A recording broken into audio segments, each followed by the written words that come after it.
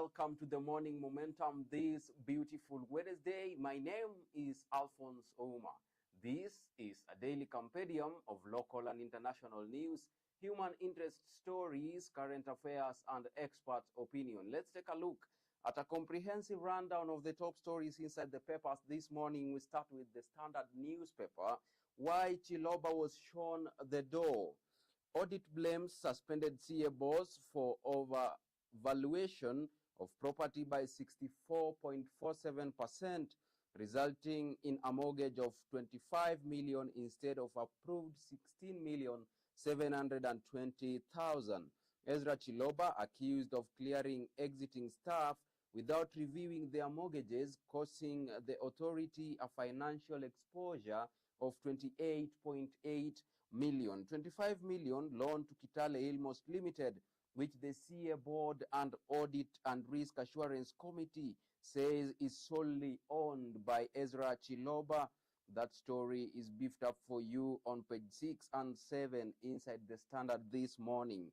Also, curtain falls on My Land is Kenya icon, Roger Whittaker. That story is beefed up for you on page 3. Business news, alarm as July's money supply falls by 419 billion shillings. That story is beefed up for you on page 17. International news, Russia goes after Wagner, Africa power.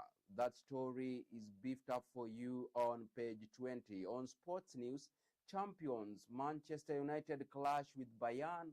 That story is beefed up for you on page 32 of the Standard this morning. Let's take a look at page 2. Sakaja's school feeding project runs into trouble. County under pressure to deliver the initiative that officially started on August 28th.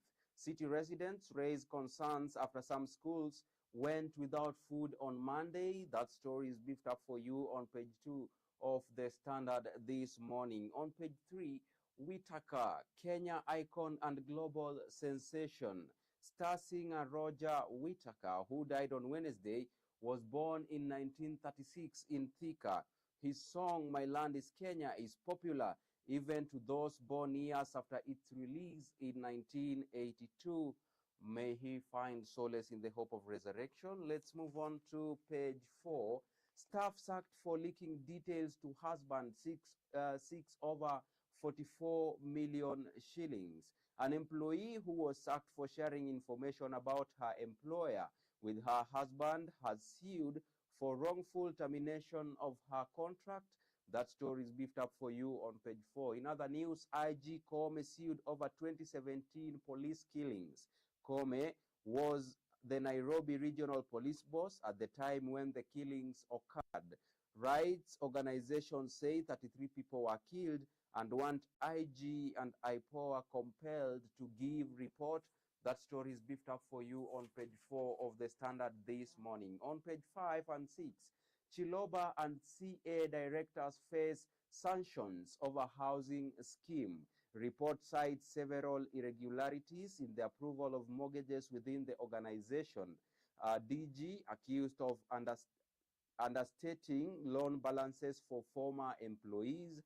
How that story is beefed up for you on page 6. On page 7, how Chiloba troubles at IEBC yielded 32 million shillings. He was twice suspended as the chief executive officer, but courts vindicated his innocence. After his fights with Chebukati, Labour Court awarded him a handsome compensation.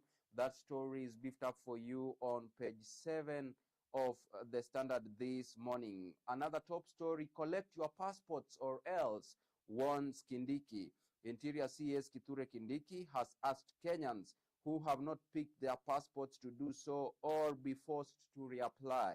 He said the government has streamlined the issuance of passports and added that with enhanced funding of the department, at least 4,500 passports are processed every day. That story is beefed up for you on page 7 of the Standard this morning. On page 8, Judicial Commission members on fact-finding mission in counties. Now, Employees in Muranga and Nyeri raised concerns about pay and working conditions. Wasam wants SRC to stop reviewing salaries of judicial staff, noting its JSC mandate. That story is beefed up for you on page 8 of the Standard this morning. Let's move on to page 10. Lawyer defends 421 families in land dispute dodged by deaths. 10 people involved in the dispute have died while others have gone missing. Lawyer accuses agents of dishonesty in the tussle that has lasted for over 30 years. That story is beefed up for you on page 10. Let's shift gears and take a look at some expert opinion. BRICS offers African countries avenue to negotiate better deals.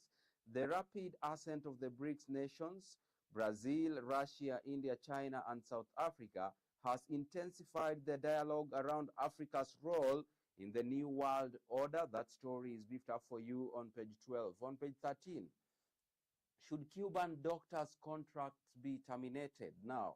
Ansent Kituku says yes, many of our medics are jobless. On the contrary, Catherine Joram says no, Kenyans still need their services. That story is beefed up for you on page 13. Let's take a look at page 14. What Africa should do to achieve the Nairobi Declaration goals.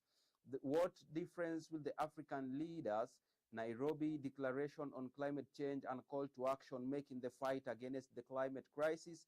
That's a story you want to catch up with on page 14 of the Standard this morning. The article, The Standard Enterprise, is also beefed up for you inside the Standard this morning. You can catch up with that story inside the Standard. Let's shift gears to business news.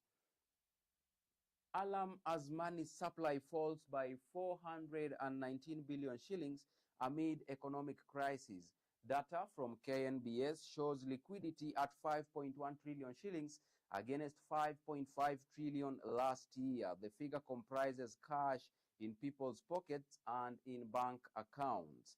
Also, Standard Chart in campaign for new accounts. Standard Chartered Kenya has launched 15 million shillings campaign aimed at rewarding new account holders who transfer their salary accounts to the bank. That story is beefed up for you on page 17. Let's move on to some other story inside the Standard this morning, and that is the international news. Now, inside Wagner's stunning power in the CAR, Wagner machineries drive around Banguli in unmarked pickup trucks, printed a green or sand color. Wagner protocol dictates they must always cover their faces, even when browsing for shoes at a flea market. That story is beefed up for you on page 20 of the Standard this morning.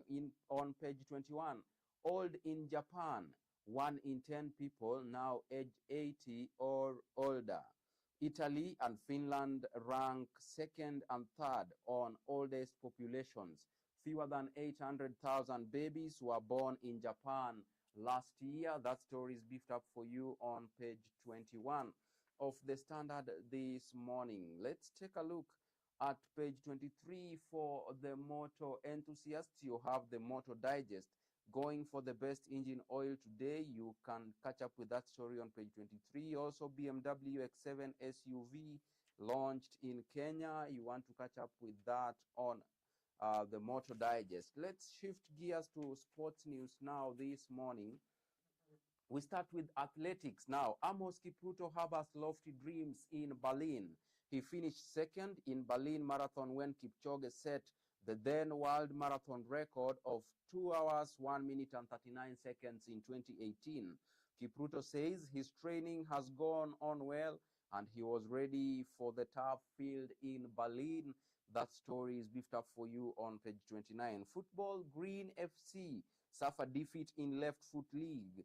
Golden and Green FC kicked off their campaign in the Left Foot Sports Social League with a 3-2 defeat against Taliban FC at Sikh Union Club AstroTurf over the weekend.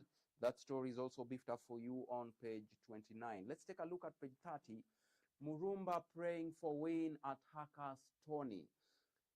Coast golfer Evans Murumba has chosen to put his faith in God as he aims to solidify his win in the 2023 Hackers Union Golf Tournament set for Saturday at the Par 71 Nyali Golf and Country Club course in Mombasa. Also, top stars register for Eldoret City Marathon. The full marathon starts at White Highlands Inn and ends at Central Primary School grounds near Zion Mall. Hundreds of participants are expected to take part in a 5-kilometer fun run. That story is beefed up for you on page 30 of the Standard this Wednesday morning. Also on page 31, ray of hope as Shujaa return home to Heroes reception at JKIA. Youthful side defied all odds to win Rugby Africa Sevens title in Harare. Coach Wambua and Captain Onyala reveal secrets behind 2024 Paris Games qualification. That story is beefed up for you on page 31. WAFCON Odemba names strong starlet squad for Cameroon encounter. Harambee Starlets coach Beldin Odemba has named a strong 23-member squad for Friday's first leg of the 2024 Women Africa Cup of Nations against Cameroon at Reunification Stadium in Douala. That story is beefed up for you on page 31. On the cover page of the Standard this morning, Manchester United need a helping hand as they face Bayern. Manchester United hoping to hit back after the loss of Brighton on Saturday. Arsenal make return to Champions League as they host PSV. You can catch up with that story on the cover page of the Standard this morning. Also, today's Champions League fixtures is here for you. Arsenal will be playing against PSV at 10 p.m. Also, Sevilla against Lens, Real Madrid versus Union Berlin, and many other fixtures on the cover page. With that story of Manchester United, we take a quick break and then we come back with the top stories making the headlines inside the Daily Nation this morning. Don't go away. The best is yet to come.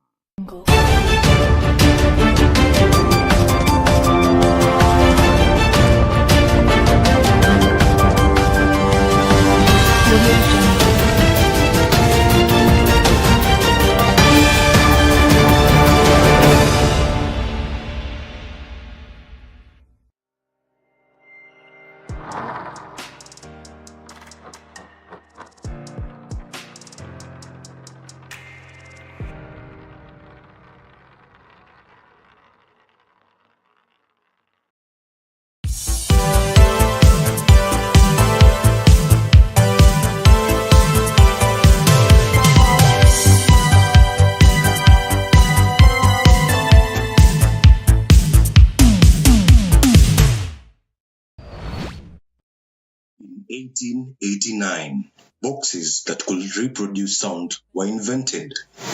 Forget about history. Younib Music Studio is equipped with the latest technology and staffed with experienced sound engineers who will make your experience fun, engaging, groovy, and fulfilling as your music dreams become a reality. We offer music recording, commercial adverts, schizo tunes, podcast, and voiceovers. We are located in Saika along Kangondo Road, and you can also reach us on our social media platforms on Younib TV on Instagram and Younib Media on Facebook, or call us on 0719144144. Younib, ever the best.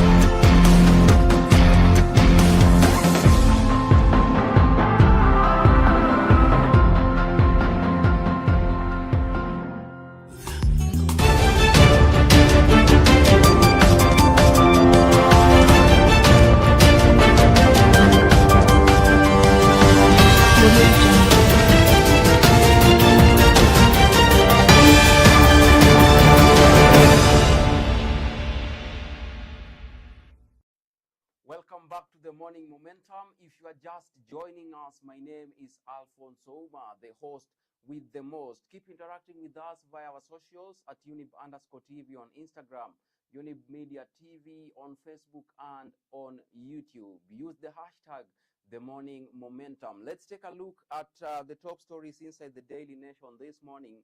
The elephant in the room, 4 days of hell. Now, Westgate attack 10 years on. For Lenku, it was a baptism of fire as the Westgate raid made him the good man in the wrong job. Joseph Olelenku, a career hotelier, had been a surprise pick for Interior Security CS for newly elected President Uhuru Kenyatta. He was up to the task, he said, and promised to deliver on his mandate. But the tragic events of September 21st, 2013, that left 67 people dead would change everything. And when it all started at around midday on that fateful Saturday, the minister had no idea of what was about to happen. That story is beefed up for you on page 7. Another top story, Azimio split, Karua Kioni front new political outfit. Now, NARC Kenya Party leader Martha Karua and Jubilee Party Secretary General Jeremiah Kioni yesterday fronted a new political movement, lending some credence to possible differences within the opposition. Dubbed Kamwene Leadership Forum, the new formation to champion the interests of Mount Kenya region started gaining traction after Azimio failed to name a member from the populous region to the National Dialogue Committee. That story is beefed up for you on page 5. Also, audit intrigues behind Chiloba suspension as CA boss. That story is beefed up for you on page 5. Also, tribute My Land is Kenya hitmaker dies at 87. That story is beefed up for you on page 3. Let's take a look at page 2 inside the Daily Nation this morning. EABL to give its female workers who miscarry 6 months of paid leave. Policy aligns with that of its parent firm, Diageo, which first introduced the pregnancy loss leave last September. Leave also extends to male employees whose spouses lose a pregnancy. That story is beefed up for you on page 2 of the Daily Nation this morning. On page 3, My Land is Kenya hitmaker breathes his last. According to reports from France, doctors had frantically tried to save his life. His health had taken a low, especially following a stroke, which he never fully recovered from. That story is beefed up for you on page 3. Let's take a look at page 4. Ruto to meet UDA officials at Bomas amid infighting. Now, some of UDA's interim officials have been accused of antagonizing its affiliates in the Kenya Kwanza alliance. The party is planning to hold its elections in December. That story is beefed up for you on page 4 of the Daily Nation this morning. On page 5, Karua Kioni front new political outfit. Kamwene Forum's assessment of Ruto's first-year mirrors that issued by Azimio recently. Sources say there is a split of opinion in Azimio on whether to pull out of the ongoing bipartisan talks. That story is beefed up for you on page 5. On page 6, mortgage scheme offenses behind Chiloba suspension. Former staff members found to have been cleared even though they still had outstanding mortgages. Audit reveals several malpractices in mortgage scheme, including property overvaluation. That story is beefed up for you on page 6. In numbers, 25 million shillings is the amount paid to a farm fully owned by Mr. Chiloba for a property he was purchasing through Communication Authority's mortgage scheme. That story is beefed up for you on page 6. On page 7, Olelenku, my 4 days of Westgate hell. In an interview with Nation, Kajiado Governor Joseph Olelenku opens up about the Westgate ordeal 10 years ago, which he says was not only a baptism of fire, but also had a profound impact on his public life and influenced his decision to run for the Kajiado seat. He recalls how he became the subject of national ridicule after the burning mattresses remark, and how many labeled him a good man in the wrong job for what they saw as his mishandling of the terrorist attack, to the point of being called Ampishi, who was unable to lead the country out of the terrorist mess and had to be sacked for it. That story is beefed up for you on page 7. When the attack happened on that fateful Saturday, Interior CS Joseph Olelenku was in a meeting. Let's move on to page 8. KDF soldiers die in helicopter crash. Now, those in the craft were part of surveillance team under the ongoing Operation Amani Boni. Kenya Defense Forces spokesperson says a board of inquiry has been set up to establish the cause of the crash. That story is beefed up for you on page 8. Let's take a look at page 10. State warned over El Nino as imminent rains spark jitters. To avert deaths, start planning now, environmentalists tell state. Authorities urge to take seriously an alert by meteorologists on heavy rains next month. That story is beefed up for you on page 10. Also, Gachagua to convene forum to deliberate on emergency responses. You can catch up with that story on page 10 as well. Let's move on to page 12. World Health Organization study, half of people with hypertension unaware. Countries urge to make hypertension treatment part of primary care. World Health Agency says about 1 in 3 people in the world have hypertension. That story is beefed up for you on page 12 of the Daily Nation this morning. Let's take a look at page 14. Moi family protests at 70 million legal bill. Law firm defended the former president in a case brought against him by media mogul SK Macharia. Bill of costs filed by Kilonzo and company advocates is excessive and unreasonable. At a glance, 69 million shillings is the amount of money that the law firm has billed the Moi family for representing the former president in a court case. In 2003, the media mogul SK Macharia sued Moi for alleged violation of his rights. That story is beefed up for you on page 14 of the Daily Nation this morning. Let's take a look at expert opinion inside the Daily Nation. Let UNGA not abandon poverty. African leaders must use the platform to call for talks to address the growing sovereign debt crisis. Those are sentiments by Kennedy Gesoli, who is an economist. You can catch up with that story on page 17. For the motor enthusiasts, you have the DN2 motoring. You can catch up with the article inside the Daily Nation this morning. Let's move on to county news. We start with Nairobi County. Sakaja school feeding drive off to a conflict-ridden start.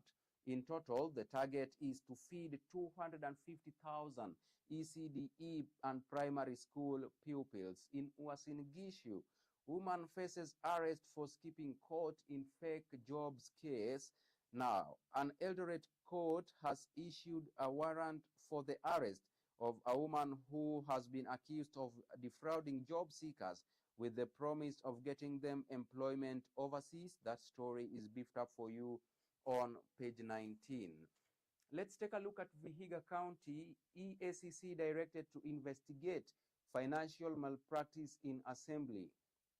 A Senate watchdog committee has called for immediate investigations into widespread financial malpractices in the county assembly. That story is beefed up for you on page 20. Backtracking, port privatization plans test coast leaders' unity.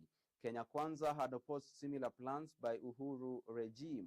The state intends to lease out some of the facilities at the Mombasa and Lamu ports. That story is beefed up for you on page 20 of the Daily Nation this morning. Let's shift gears to international news. Panel of experts warns of killings in Ethiopia.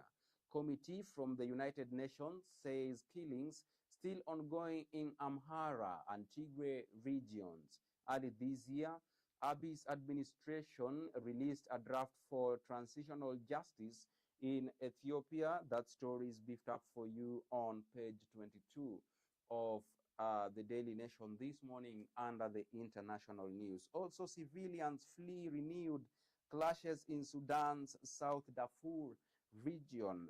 Renewed clashes in Sudan's South Darfur region have put many more civilians on the run, especially from the fighting in Nyala. United Nations humanitarians said on Monday. That story is beefed up for you on page 22. On page 23, Russia praises similarity of China's position on the US. Putin says relations have reached an absolutely unprecedented historical level. Wang held talks with Biden's national security advisor over the weekend. That story is beefed up for you on page 23. Briefly, X to introduce user monthly charges. That story is beefed up for you on page 23 as well. In Baghdad, Iraq killer drone came from Turkey. That story is also beefed up for you on page 23. In Jakarta, uh, Asian military drills hosted by Indonesia. In Sydney, Australia declares formation of El Nino. Those stories are beefed up for you on page 23. Now, let's take a look at business news inside the Daily Nation this morning. Counties breach wages spend limit by 32 billion shillings. Development funding pending bills put on the back burner. Also, 15,000 shillings affordable power fee retained. Households near transformers will continue to pay 15,000 shillings for connection to the national grid under the third phase of a subsidized program. Kenya Power has said. That story is beefed up for you on page 24. Let's move on to sports news now. We take a look at the sports news inside the Daily Nation this morning. Now, experienced starlets fly out to Yaoundé. Kenya will face Cameroon on Friday in a first round, first leg qualifying match. Greece-based Akida Ulinzi's Aero back in the squad. Now, also WRC to consider service pack changes aimed at helping stricken cars stay in competition.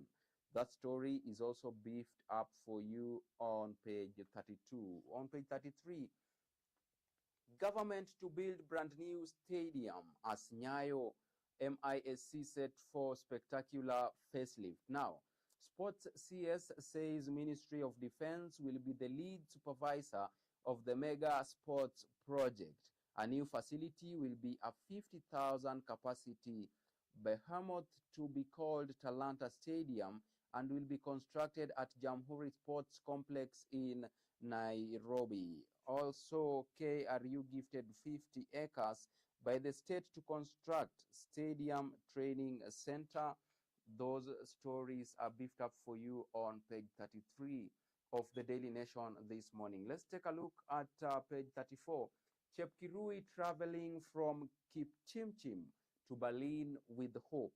I know it won't be an easy task, especially after being in the start list as a lone ranger. That story is beefed up for you on page 34. Let's take a look at page 35.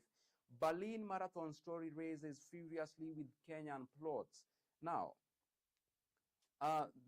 that Nation Media Group via NTV will broadcast live the 2023 Berlin Marathon this Sunday, I have taken a lot more interest than I usually do in this 49-year-old road running event.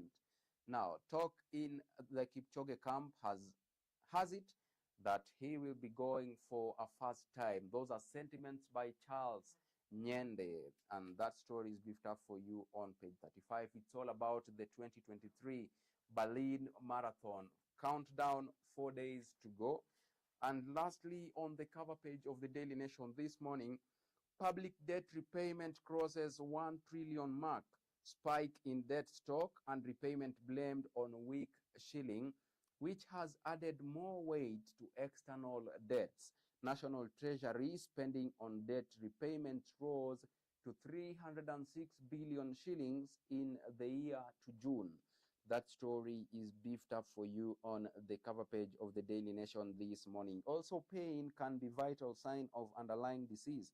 Do not ignore, do not self-medicate, consult your doctor today.